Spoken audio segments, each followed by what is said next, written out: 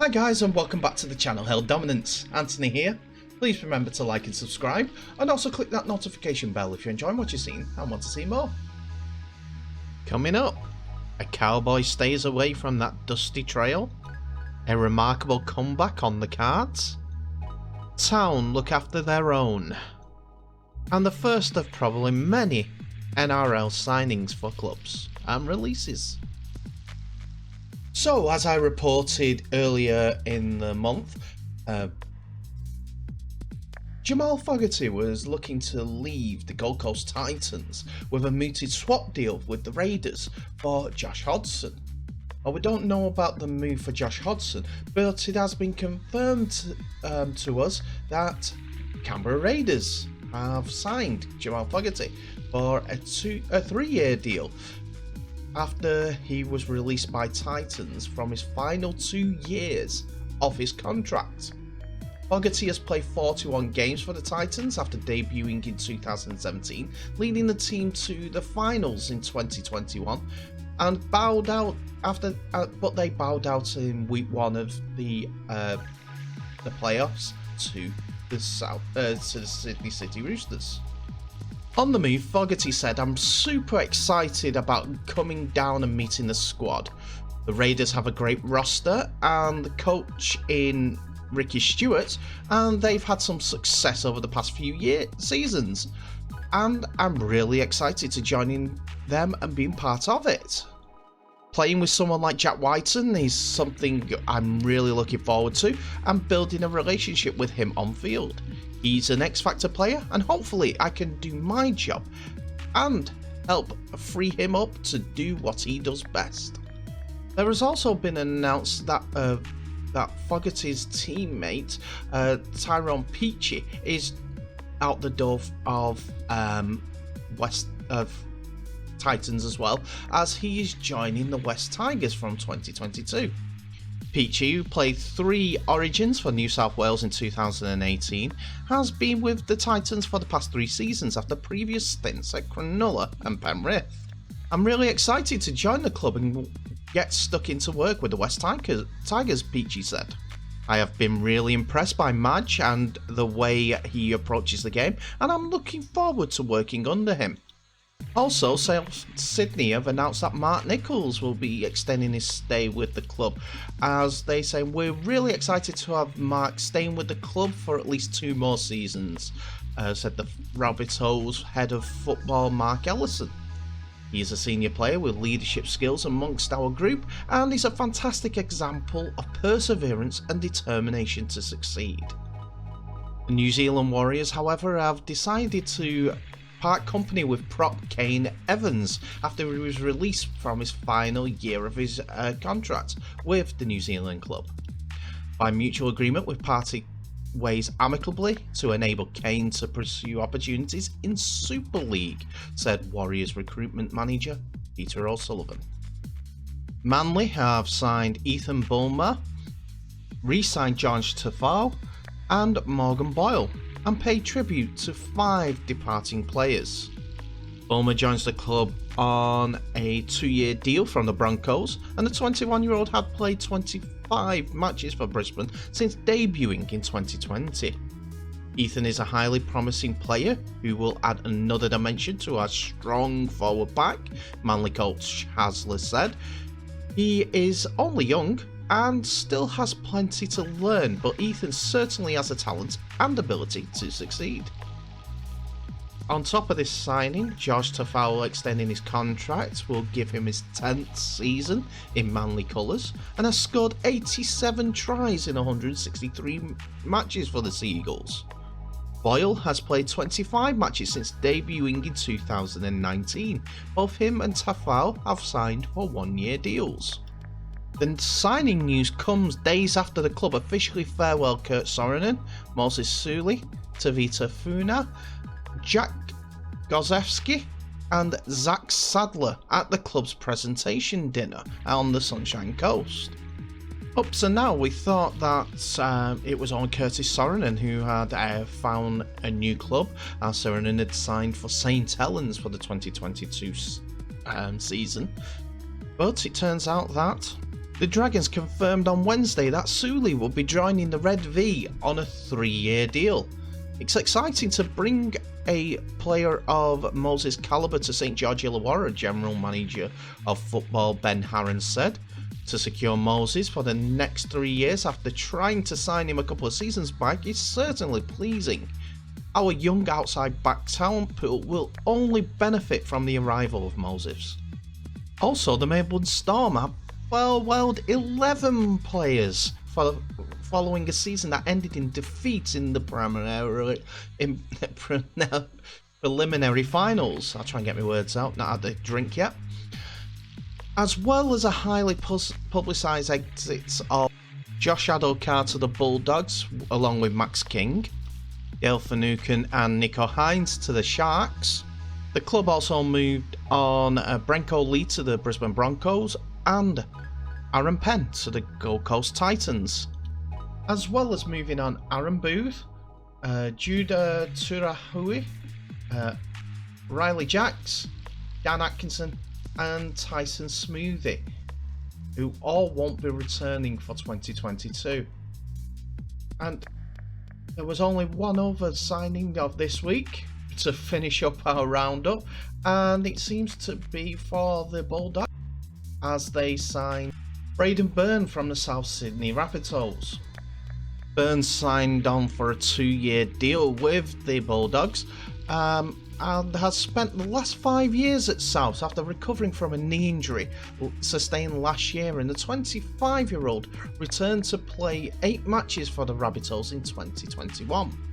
Canterbury view him as a winger, and CEO Aaron Warburton said Byrne complements the Bulldogs' other backline signings of Matt Burton, Josh Adokar, Matt Duffy and Brett Naden.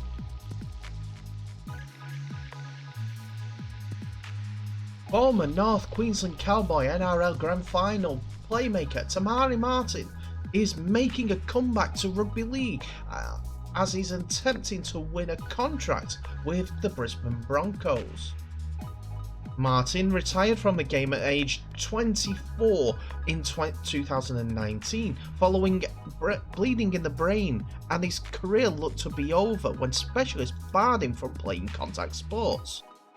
Martin, however, after more than 2 years, is showing no signs of any recurrence of the problem and recently played for Waikato in the domestic New Zealand competition and came through the game and also the competition unscathed.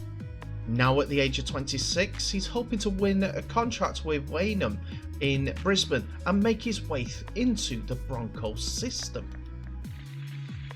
The talented pivot has been put on a train and trial contract at Waynham and still needs special medical clearance to play, but the signs are good for the 26-year-old halfback.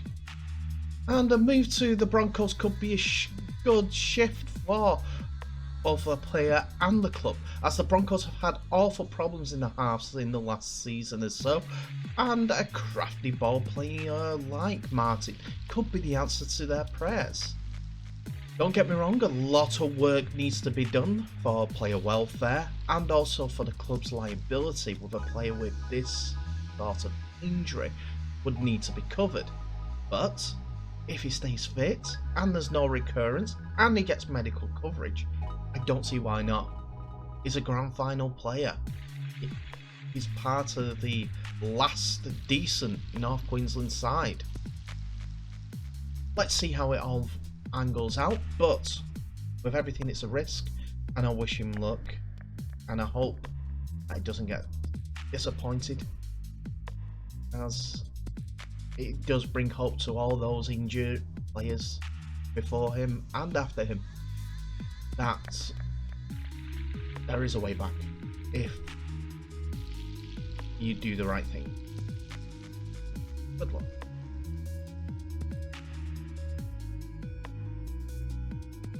The North Queensland Toyota Cowboys have agreed a 1-year extension with prestigious talent 20-year-old Hamiso Teboe Vidal. for the 2023 season. A born and bred Cairns product, Cowboy Fidel has enjoyed a remarkable first 2 seasons in the NRL, and he exploded into the public eye with a mesmerising performance at the 2020 NRL Nines in Perth, including a match-sealing try in the final and victory over the St George Illawarra. He was handed his NRL debut in round 5 of the 2020 season as a 18-year-old and finished the campaign with 6 tries in 14 appearances. 2021 seen him solidify his standing as one of the NRL's most exciting talents with 8 tries in 14 appearances, which also earned him a State of Origin debut for Queensland. Tabui Fidel finished 2021 as a Queensland's first choice fullback, that's North Queensland Cowboys, after splitting much of his 2 seasons between the wing and centre. Hamiso is a born and bred North Queenslander, and we envisage him being at the club for a very long time.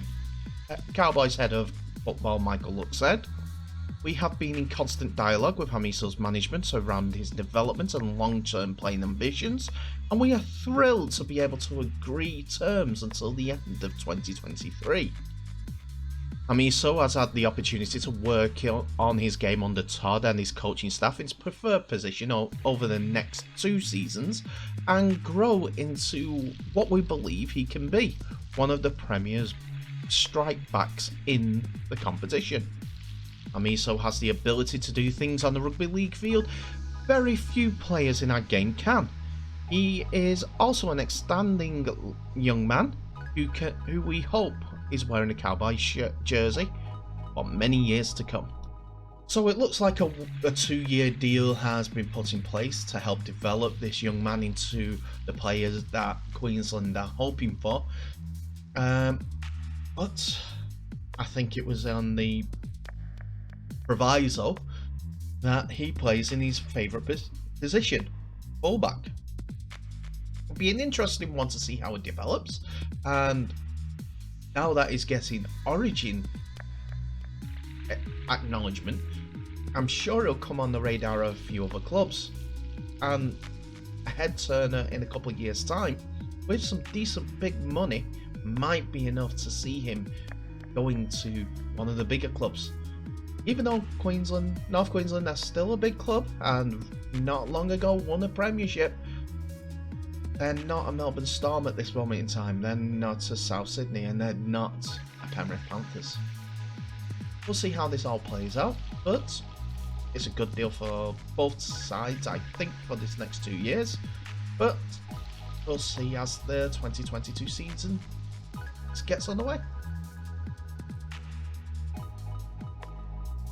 We're going to drop down a couple of divisions for this story now, as Workington Town will be in a championship next season after defeating Doncaster to secure promotion in the playoff final of the League One. The Cumbrian club won 32 points to 12 to secure their place in the second tier alongside local rivals Barrow Raiders and Whitehaven. It was a bittersweet moment though, as their assistant coach Neil Fraser, who was forced to miss the match due to a period of isolation and the celebrations that followed. Only he didn't have to completely miss out on the party due to an incredible show of team spirit from the promoted club. Following the club's victory, all the players made the trip from their Derwent Park home to Fraser's home, bringing the trophy in tow.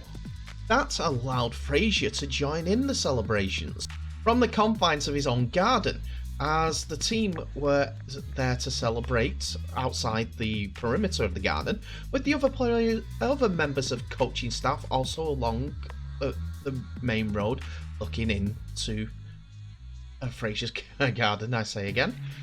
The moment was caught by the club's social media team, and they wasted no time about posting the moment on the club's social media, with stars singing the club's victory song while Fraser held the trophy.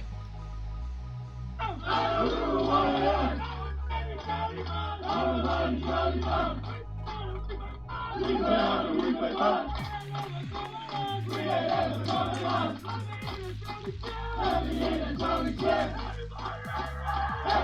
ready, ready.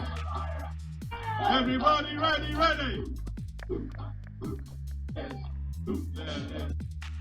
it is. Turn up the party.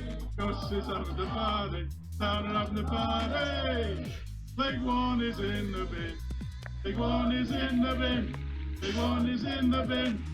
Turn up the party. The turn up the party. Turn up the party. Big one is in the bin. Woo! That's a great show of teammates and friendship by all involved. It was a touching moment for one of their own, and that was not lost on their coach, who expressed his gratitude on Twitter. "Words can't describe how much this meant to me," he said. "What a team and what a club. An absolute privilege to be involved in with Workington Town, and so proud of the boys played today. Up the town." So that's it for another video, ladies and gentlemen. Thank you so much for watching. Please remember to like, subscribe and share this video worldwide, and follow me on social media for any discussions that I may be getting involved in, like yesterday's stories. But I like some of the stories that have come out today. For instance, the NRL with their rafter signings for different clubs. It's making it a bit more competitive. I think more teams are getting closer towards the playoff positions, and other teams have decided to go all out. In the case of the Canterbury Bulldogs, who have signed a good backline, to be fair, and Cronulla with Finucane and Hines from the Storm.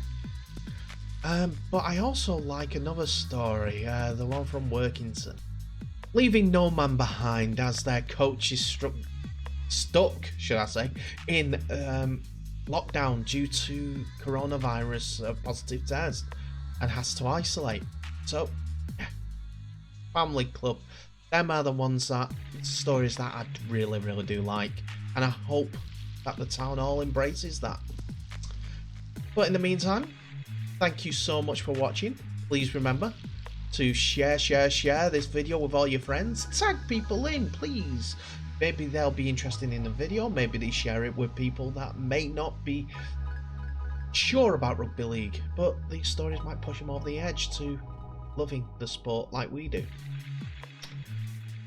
So in the meantime, stay safe, all the best, and I'll see you in the next video.